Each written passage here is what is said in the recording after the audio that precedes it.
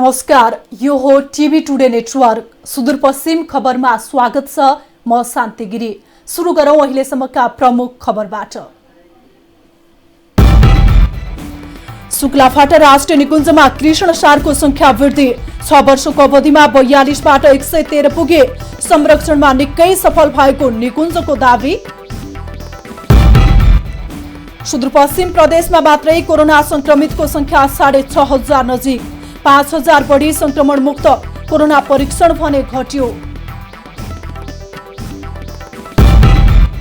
अव्यवस्थित विद्युतीकरणका कारण डोटीमा भौतिक र मानवीय जोखिम बढ्दै, स्थानीयवासी त्रसित। व्यवस्थापनमा सम्बन्धित निकायले चासो नदिएको आरोप। जिल्ला अस्पताल दार्चुला गत आर्थिक वर्ष 86% काम गर्न सफल, पुँजीगत रकम 100% खर्च। 3,800 जनालाई निशुल्क सेवा प्रदान। र बजेट अभावले कैलालीको अत्तरियामा निर्माणाधीन शीत भण्डारको काम अलपत्र, तरकारी सञ्चित गर्न समस्या। आवश्यक रकम सहयोग गर्ने गोदावरी नगरको भनाई।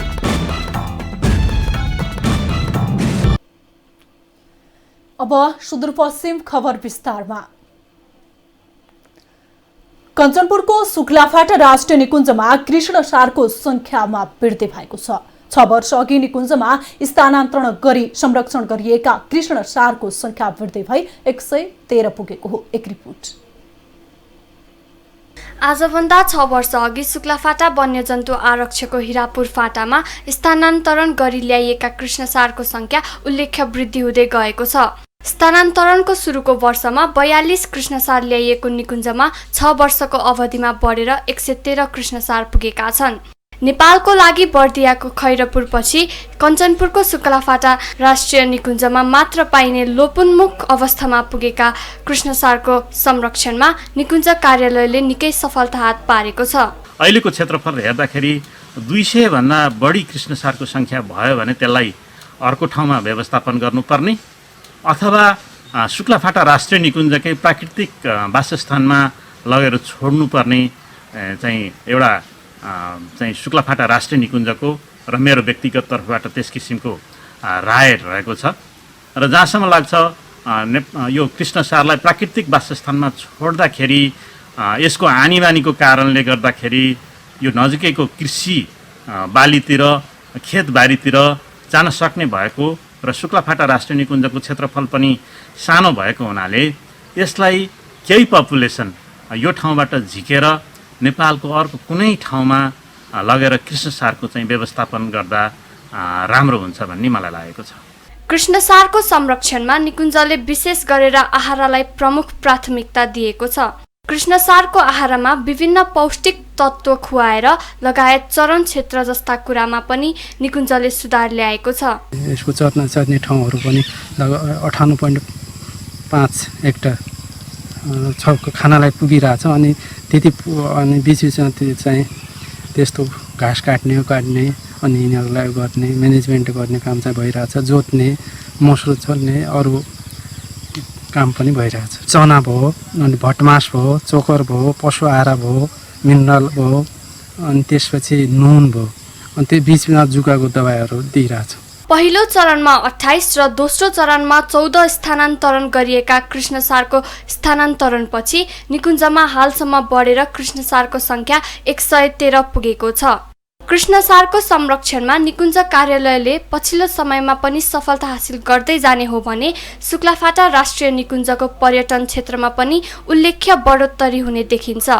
तसर्थ वन्यजन्तु संरक्षण अभियानमा सरकारवाला निकाय सबैको ध्यान केन्द्रित हुनु आवश्यक छ। कञ्चनपुरबाट चन्द्रकान्त जोशीको रिपोर्ट।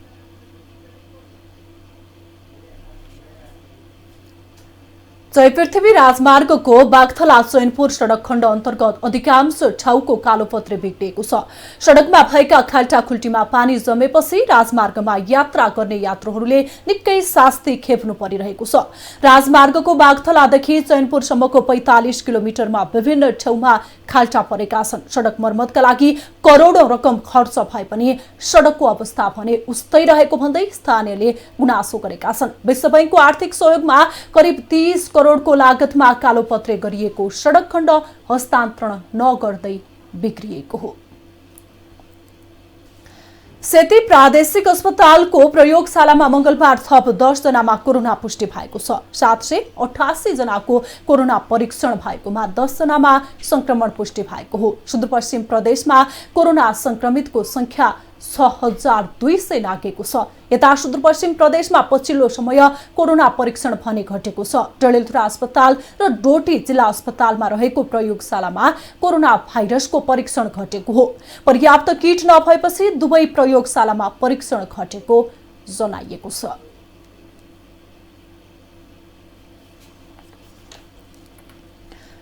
कैलालीको गोदावरी नगरपालिका 12 को कोमुडामा समयमै नदी कटान नियन्त्रणको पहल नहुँदा नदी छेउछाउका बस्ती जोखिममा पर्दै गएका छन्। वर्षेनी विभिन्न खोलाहरूले कटान हुँदा वडा नम्बर 12 को बस्ती बढी जोखिममा परेको छ। करिब 40 घरधुरी भएको गाउँ नदी कटानको उच्च जोखिममा परेको छ। 2064 सालमा कोलमुडा हुँदै बग्ने खोलामा आएको बाढीले अधिकांश मानिसको घर जग्गा बगाउनुका साथै कतिपय विस्थापित भएका छन्। आएको अविरल वर्षाका कारण मछली खोलाले हाम्रो यो कोलमुडाको 27 बस्तीमा घर जग्गा बगाउनुको साथै अनि यो मान्छेहरू पनि यस क्षेत्रबाट विस्थापित भएका छन्। अब हाम्रो माग भनेको चाहिँ अब हाम्रो तपाईको अब बस्तीलाई नै क्षति गर्न लागेको छ खोलाले, गनगढी खोला र मछली खोलाले, हैन। त्यसको लागि चाहिँ के तटबन्धको व्यवस्था, हैन। अनि तपाईको हाम्रो कुलोहरूलाई क्षति गरिरहेका छ। पटक पटक हामीले चाहिँ त्यो कुलोहरूलाई चाहिँ आफैले चाहिँ मर्मत गर्ने कार्य गरिरहेका छौँ। नदी कटानका कारण बस्ती मात्रै नभएर सिँचाइ कुलो पनि बगाउँदा 250 घरधुरी प्रभावित बनेका छन् भने कोलमुडा जोड्ने छुलुङ्गे पुल पनि जोखिममा परेको छ। बैतडीमा चालु आर्थिक वर्षबाट माटो स्वास्थ्य कार्य योजना लागू हुने भएको छ। माटोको परीक्षण नहुँदा कृषि उत्पादन घटिरहेका बेला माटो परीक्षण कार्य सुरु भएको हो। विभिन्न बाली लगाउन माटोमा रहेको खाद्य तत्त्वहरू अम्लीय तथा क्षारीयपन, प्राङ्गारिक पदार्थ आदिको अवस्था पहिचान गर्न, माटोको उर्वर शक्ति ह्रासलाई सुधार गर्न परीक्षण गरिन लागेको कृषि ज्ञान केन्द्र बैतडीले जनाएको छ। बैतडीका 90% मानिस कृषि पेशामा आबद्ध रहेका छन्। माटोको परीक्षण नहुँदा कृषकहरूले सोचे अनुसारको उत्पादन भने पाउन सकेका छैनन्। 10 वटै स्थानीय तहबाट माटोको नमुना सङ्कलन गरी परीक्षणको लागि पठाइएको कृषि ज्ञान केन्द्र बैतडीले जनाएको छ। सुदूरपश्चिम खबरमा पालो छोटो विश्रामको।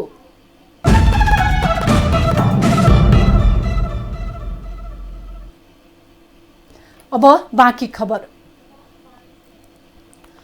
अव्यवस्थित विद्युतीकरणका कारण डोटीमा भौतिक र मानवीय जोखिम बढ्दै गएको छ। विद्युत विस्तारका लागि तानिएका अव्यवस्थित तथा नाङ्गो तारका कारण भौतिक तथा मानवीय जोखिम बढ्दै गएको हो। जथाभावी तानिएका विद्युतका नाङ्गो तार घरको छतमा टाँसिएका कारण करेन्ट लाग्ने तथा आगलागी हुन सक्ने उच्च जोखिम भएकाले स्थानीयवासीमा त्रास फैलिएको छ। जिल्लाको शिखर नगरपालिका, आदर्श गाउँपालिका, केआइसिङ गाउँपालिका, दिपाइल सिलगढी नगरपालिकाका विभिन्न वडामा गरिएको विद्युत विस्तारका लाइन लामो समयदेखि व्यवस्थित गरिएका छैनन्। अव्यवस्थित विद्युत विस्तारका कारण जिल्लामा कैयौं पटक आगलागी समेत भइसकेको छ।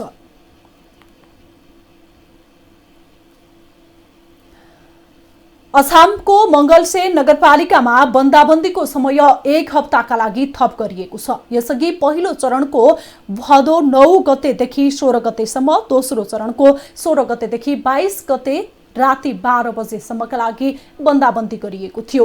अब 1 हप्ताका लागि थप गरिएको नगरपालिकाले जनाएको छ। नगर क्षेत्रभित्र दिन प्रतिदिन कोरोना संक्रमण तथा जोखिम बढ्दै गएकाले स्वास्थ्य सुरक्षा अपनाउन समेत नगरपालिकाले आग्रह गरेको छ।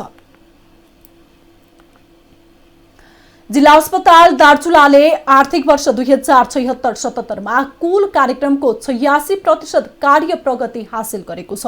अस्पतालले 1 वर्षको अवधिमा गरेको कामका बारेमा जानकारी गराएको हो। आर्थिक वर्ष 76-77 मा सम्पादित कार्यक्रमका बारेमा 1 कार्यक्रमको आयोजना गरी अस्पतालले जानकारी गराएको हो। कसरी राम्रो बनाउने हैन त्यसको लागि चाहिँ हामीले पटक पटक स्टाफ मिटिङ राख्नुपर्छ भन्ने कुरा अनि शुद्धिकरण समिति भन्ने छ एउटा अनि त्यसको मिटिङहरू त्यसैगरी अब अस्पतालको चाहिँ सबभन्दा उपल्लो बडी भनेको अस्पताल व्यवस्थापन समिति र यी सबैका चाहिँ अब संयुक्त या अलग अलग मिटिङहरू राखेर कसरी अस्पतालको सेवालाई शुद्धिकरण गर्न सकिन्छ व्यवस्थित गर्न सकिन्छ सजिलो बनाउन सकिन्छ भन्ने कुरामा हामी अहिले अब जुटेका छौँ लागिरहेका छौँ। जिल्ला अस्पताल दार्चुलाले संघीय सरकारबाट प्राप्त बजेटबाट 1,43,92,154 रुपैयाँ खर्च गरेको छ भने पुँजीगत तर्फ 100% खर्च गरेको छ। एउटा चाहिँ संघीय सरकारबाट र अर्को चाहिँ प्रदेश सरकारबाट। संघीय सरकारबाट प्राप्त बजेटमा चालु अन्तर्गत चाहिँ हाम्रो टोटल विनियोजित बजेट चाहिँ 1,67,44,00,000 थियो चालुतर्फ चाहिँ संघीय सरकारबाट प्राप्त र यो चालुमा खर्च भएको भनेको 1,43,92,100। अस्पतालबाट 1 वर्षको अवधिमा 3,868 जनाले निशुल्क सेवा लिएका छन्।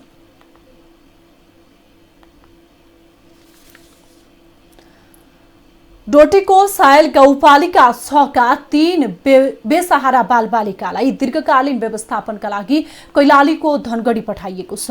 बुवाको मृत्युपछि आमाले छोडेर गएका 3 बालकको सम्पूर्ण जिम्मा SOS बालग्रामले लिने भएको हो। एक रिपोर्ट। करिब 15 महिना अघि बुबाको मृत्यु भएपछि आमाले छोडेर गएका बालबालिकाहरूलाई दीर्घकालीन व्यवस्थापनका लागि कैलालीको धनगढी पठाइएको हो। आमाले छोडेर गएपछि 9 वर्षका लक्ष्मणले 4 वर्षका गणेश र 2 वर्षका कृष्ण खातीको अभिभावक बन्नुपर्ने बाध्यता थियो। अभिभावक विहीन बालबालिकाको अवस्था सार्वजनिक भएसँगै 3 जना बालबालिकाहरूको सम्पूर्ण जिम्मा धनगढीमा रहेको SOS बालग्रामले लिने भएको हो। महिला बालबालिका तथा ज्येष्ठ नागरिक मन्त्रालय, राष्ट्रिय बाल अधिकार परिषद र सुदूरपश्चिम सामाजिक विकास मन्त्रालयसम्मको सहयोगमा र बाल हेल्पलाइनको संयोजनमा निज बालकहरूको चाहिँ उद्धार भई अब केही दिन बाल हेल्पलाइनमा उनीहरूलाई संरक्षण गरेर अनि SOS बालग्राममा दीर्घकालीन संरक्षणको लागि व्यवस्थापन गरिनेछ। बालकहरूको पूर्ण जिम्मा SOS बालग्रामले लिने भएपछि सम्पूर्ण कानुनी प्रक्रिया पूरा गरी बालकहरूलाई धनगढी पठाइएको भए पनि आफूहरूले पटक पटक उनीहरूको अवस्था बुझ्नका लागि बालग्राममा जाने सायल गाउँपालिकाका अध्यक्ष तेज बहादुर डुम्रेलको भनाइ छ। पटक पटक उहाँको अवस्था, उहाँको स्वास्थ्यको अवस्था अनुगमन मोनिटरिङ र उहाँलाई सोधपुछ गर्नेछौँ र उहाँको फर्द भएपछि चाहिँ उहाँको आफ्नो यो गाउँपालिका अथवा कुनै अन्य चाहिँ उसको जीवन वृद्धिका गर्नको लागि गाउँपालिकाले पछि फर्दर सहयोग गर्न सक्छ र त्यसकारण हामीले चाहिँ अहिले जिल्ला प्रशासनको रूपमा उहाँलाई हस्तान्तरण गरेका छौँ। बालकहरूले प्राप्त गर्ने पुर्ख्यौली चल अचल सम्पत्ति रोक्का गरी सायल गाउँपालिका र जिल्ला प्रशासन कार्यालय डोटीको समन्वयमा दीर्घकालीन व्यवस्थापनका लागि उनीहरूलाई कैलाली पठाइएको हो। 3वटा बच्चाको जन्मदाता र आमा अहिलेसम्म सम्पर्कविहीन एउटा सिफारस, गाउँपालिकाको सिफारस, वडा कार्यालयको सिफारस, प्रहरी मुचुलका सहित हामीले त्यो मालमा तिनीहरूको चल अचल सम्पत्ति रोक्नको सिफारिस गरेर सामाजिक मन्त्रालय र त्यो बाल हक हेल्पलाइन मार्फत SOS बालग्राममा पठाउने छलफल गरी हामीले पठाएका हौँ। बालकहरूको अवस्थाबारे समाचार सार्वजनिक भइसकेपछि विभिन्न संस्था र व्यक्तिले आर्थिक सहयोग समेत गरेका थिए। यहाँसम्म पुग्ला यत्रो चाहिँ राष्ट्रिय अन्तर्राष्ट्रिय मिडियाहरूमा चाहिँ बज्न पुग्ला यहाँसम्म यतिसम्म चाहिँ आश गरेका थिएनौँ हामीले। जो राम्रै भयो आज बाल हेल्पलाइनद्वारा केही दिनमै अब SOS बालग्राममा पनि हस्तान्तरण हाम्रो तर्फबाट हामीले आज चाहिँ हस्तान्तरण गरिसकेका छौँ बालकहरूलाई र उहाँ आउनु भएको थियो उतैबाट उहाँ म्यामहरूले चाहिँ उता हस्तान्तरण गर्ने भन्ने कुरो पनि छ केही दिन लागि र समग्रमा अब राम्रैसँग हामीले यो काम सम्पन्न भए जस्तो लागेको छ र त्यो तरिकाले अगाडि बढिरहेको छ। लामो समयदेखि अभिभावक विहीन भएका बालबालिकाहरूले जीवन सहारा पाएपछि अब उनीहरूको भविष्य राम्रो हुने विश्वास गरिएको छ। डोटीबाट नारद नेपालीको रिपोर्ट। सुदूरपश्चिम खबरमा फेरि छोटो विश्राम।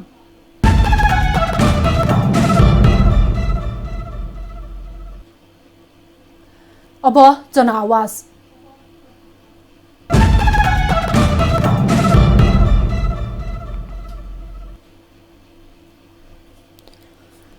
विश्वभर फैलिएको कोरोना महामारीका कारण भारतबाट नेपाल फर्किएकाहरू फेरि रोजगारीका लागि भारततर्फ जान थालेका छन्। पछिल्लो समय कैलाली र कञ्चनपुरको नाका हुँदै भारत जानेको लड्को नै लाग्न थालेको छ। आर्थिक अवस्था कमजोर भएको र लामो समयको लकडाउनका कारण परिवार पाल्न समेत धोधो परेकाले फेरि भारत जान लागेको मजदुरहरूको भनाइ छ। हाम्रो अवस्था चाहिँ जति दयनीय छ, पुलिसले बाहिर निस्किन दिँदैन, लट्ठी लाउँछ, सिटी बजाउँछ, भित्र नुहाउँछ सर। अब यो लोन छ हाम्रो, यो किस्ता तिर्नुपर्ने, किस्ताको त पुरै छोडिदिनु, खानै गाह्रो भइरहेछ हामीलाई, एकदम जटिल छ। बाहिरबाट आएको मान्छे फेरि घर पठाउने, तिनीहरू होटलमा दारू खाँदै जाने, हामीले तिनीलाई बोक्ने, अनि होटल चाउसँग बस्ने, अब गएर त्यहाँ खाने, सबै घरमा घुलिमिली बनाउने। अहिले गएर यो निश्चित आज्ञा गरेर लाग्दैन मलाई। चल्नको लागि त अब जहाँसम्म अब हामीले अब यस्तो गर्नुभन्दा पनि चल्न दिने, अब बिमारीलाई अलि औषधि पानी गर्ने यसो व्यवस्था गर्दै हुन्थ्यो। अब बाहिरबाट आउनेहरूलाई चेक जाँच गरेर मात्रै घर पठाउने, क्वारेन्टाइनमा राख्ने जस्तो भयो हुन्थ्यो। यहाँ डाइरेक्ट पठाउने चलन भयो। यो यहाँ बजारमा यस्तो बन्द गराएर यो हामीहरूको दैनीय चाहिँ भविष्यलाई चाहिँ अप्ठ्यारो पार्ने अवस्था जस्तो देख्न मिल्छ। एक त सहरी पाउँदैन, प्राइभेट भित्र हाल्ने काम त यो त यसो लालनतिर कोही बिमारी मिल्छ कि भनेर यहाँ चौरान आएको बसिरहेको छौँ। घरतिर अब काम केही छैन, यात्रु पनि मिलिरहेको छैन। अब जति कमाइ हुने त्यति कमाइ पनि भएको छैन। अनि यस्तै यो अब के गर्ने, अब फाट्टफुट्ट अब 200-300 रुपियाँ कमाइ हुन्छ, कहिले 400-500 हुन्छ, भने जस्तो हुँदैन। अनि किस्तामा गाडी निकालिएको छ। अब यस्तै यो अब किस्ता तिर्न पनि गाह्रो भइरहेछ। घरमा खानको लागि पनि अब बस्नको लागि पनि अभाव भइरहेछ। अनि यस्तै भएर अनि अलिकति गाह्रो भइरहेछ अहिले लकडाउनको कमाइ। अब आर्थिक खबर।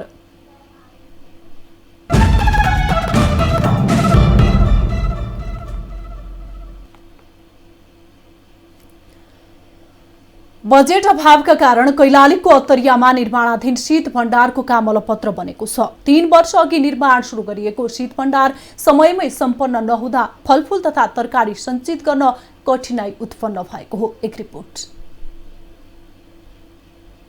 सुदूरपश्चिम प्रदेशमा दोस्रो शीत भण्डार निर्माणका लागि उद्योग वाणिज्य तथा आपूर्ति मन्त्री लेखराज भट्टले 2074 सालमा शिलान्यास गर्नुभएको थियो। 1 वर्षमै निर्माण सम्पन्न गर्ने भनिए पनि निर्माण सुरु गरिएको 3 वर्ष बितिसक्दा आधा मात्र काम सम्पन्न भएको छ भने आधा काम बाँकी नै छ। शीत भण्डारको काम सुस्ताएपछि प्रदेशका फलफूल तथा तरकारी व्यवसायीहरू मारमा परेका छन्।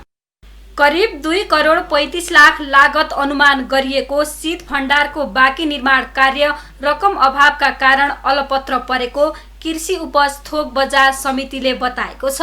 हाम्रै लागत स्टेटमा सुरु गरेको पोखराको कोल्ड स्टोर गत वर्षै सञ्चालनमा आयो भने हामीसँग यो आर्थिक अवस्थाले आर्थिक कमीले गर्दाखेरि सहयोगी निकायका हात हामीलाई समयमै नजुट्दाखेरि यो अधुरो रहेको कोल्ड स्टोर छ।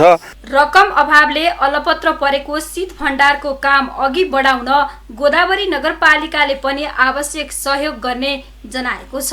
त्यो बैठकबाटै बजेट छुटेपछि हामीले त्यसलाई अगाडि बढाउन चाहिँ कोसिस चाहिँ एकदम बढाउनु पर्छ भन्ने मान्यताका साथ हाट बजारको अध्यक्षलाई पनि तपाईँ छिटोभन्दा छिटो गर्नुहोस् भनेर हामीले चाहिँ उहाँ मार्फत चाहिँ त्यसरी अगाडि बढाएका छौँ। र अब लगभग मेसिन जडान हुने क्रम छ। र यो केही समयमै मेसिन जडान हुन्छ र यहाँ चाहिँ अन्य कृषकहरूले त्यो सेवा पाउन सक्छ। निर्माण समितिलाई बारम्बार खबरदारी गर्दा पनि निर्माण कार्य अगाडि बढ्न नसकेको भन्दै प्रदेश सरकारले आफै निर्माण गरी सञ्चालक समितिलाई हस्तान्तरण गर्ने बताएको छ। कति निर्माण भएको छ, अब आवश्यकता कतिवटा होइन, पैसा ठिलाक पनि पुरै लाग्न सक्छ, त्योभन्दा बढी पनि लाग्न सक्छ। प्रदेश सरकार दिन तयार छ तर त्यो भएन र फेरि पनि हामी पुनः योग्यता आर्थिक वर्षमा हामी राखेका छौँ। अब प्रदेश सरकारले हामी आफै निर्माण गर्छौँ। त्यसमा चाहिँ अब के आवश्यकता छ त्यो गर्छौँ। त्यसपछि सञ्चालन समिति जसमा जुन बजार समिति त्यसलाई हामी हस्तान्तरण गर्छौँ र त्यो अनुसार नै हाम्रो निगरानीमा त्यसलाई हामी निर्माण त्यो सञ्चालन गर्छौँ। निर्माणाधीन शीत भण्डार अर्ध सरकारी भएकाले व्यवसायीसँग रकम उठाएर निर्माण अघि बढाउन अन्योलता भएको फलफुल तथा तरकारी व्यवसायी सङ्घले बताएको छ। अब स्टोरमा लगानी लगाउँदाखेरि अर्ध सरकारी भयो, त्यो सरकारी आधा पैसा चाहिँ सरकारले लगाए भयो, त्यो आधा पैसा व्यापारीको कुन हिसाबले लगाउने भन्ने त्यो अन्यल भएर त्यो लगाउन चाहिँ पाइएन। हामीले चाहिँ त्यो व्यवस्थापन गर्नको लागि व्यापारीहरूबाट 2-3 लाख जसले जति सक्छ त्यति लगाएर आधा पैसा उसको आयो, सरकारको त आधा पैसा हामीले यहाँबाट लगाएर त्यसलाई सञ्चालनमा ल्याउने गरे हौँ, तर मतलब त्यो नहुने अवस्था भयो। निर्माणाधीन अवस्थामा रहेको शीत भण्डारलाई सरकारवाला पक्षले बहानाबाजी नगरी छिटो निर्माण कार्य सक्नुपर्ने किसान तथा व्यापारीहरूको माग छ। ठूलो क्षमताको शीत भण्डारपछि सुदूरपश्चिमका 9वटै जिल्लामा उत्पादित तरकारी तथा फलफुलहरू भण्डार गरी 12 महिना बजारीकरणमा सहयोग पुग्ने किसानहरूको अपेक्षा छ। ठूलो क्षमताको शीत भण्डारपछि सुदूरपश्चिमका 9वटै जिल्लामा उत्पादित तरकारी तथा फलफुलहरू भण्डार गरी 12 महिना बजारीकरणमा सहयोग पुग्ने किसानहरूको अपेक्षा छ। कैलालीबाट अनिल पन्तको रिपोर्ट। सुदूरपश्चिम खबर सकियो। बिदा लिनु पूर्व प्रमुख खबर फेरि एकपटक। शुक्लाफाटा राष्ट्रिय निकुञ्जमा कृष्णसारको संख्या वृद्धि 6 वर्षको अवधिमा 42 बाट 113 पुगे। संरक्षणमा निकै सफल भएको निकुञ्जको दावी। सुदूरपश्चिम प्रदेशमा मात्रै कोरोना संक्रमितको संख्या 6,500 नजिक। 5,000 बढी संक्रमण मुक्त। कोरोना परीक्षण भने घट्यो। अव्यवस्थित विद्युतीकरणका कारण डोटीमा भौतिक र मानवीय जोखिम बढ्दै। स्थानीयवासी त्रसित। व्यवस्थापनमा सम्बन्धित निकायले चासो नदिएको आरोप। जिल्ला अस्पताल दार्चुला गत आर्थिक वर्ष 86% काम गर्न सफल। पुँजीगत रकम 100% खर्च। 3,800 जनालाई निशुल्क सेवा प्रदान। र बजेट अभावले कैलालीको उत्तरियामा निर्माणाधीन शीत भण्डारको काम अलपत्र। तरकारी सञ्चित गर्न समस्या। आवश्यक रकम सहयोग गर्ने गोदावरी नगरको भनाई।